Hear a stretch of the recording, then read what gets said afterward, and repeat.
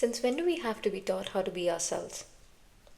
The way we talk, dress, laugh, share our own stories, or show up to the world, everything has become pretend, and we have become imposters in our own lives.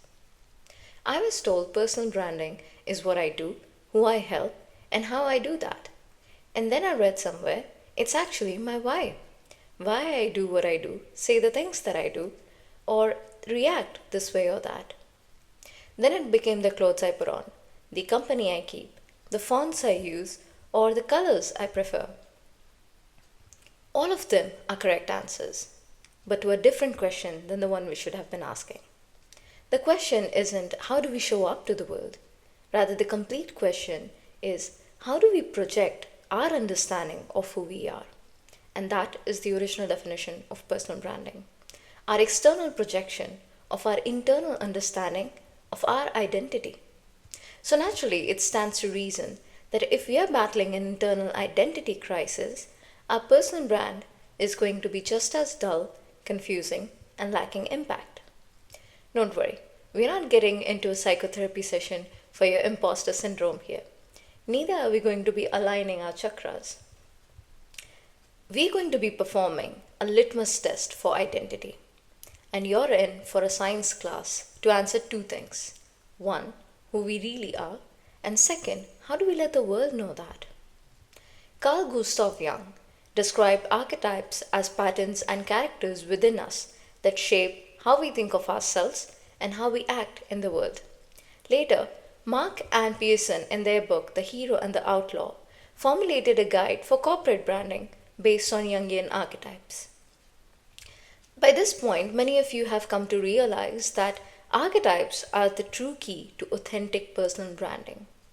The only reason why you still must be battling an internal crisis or why your brand, your personal brand, still does not translate to impact is because you're reading the chart wrong.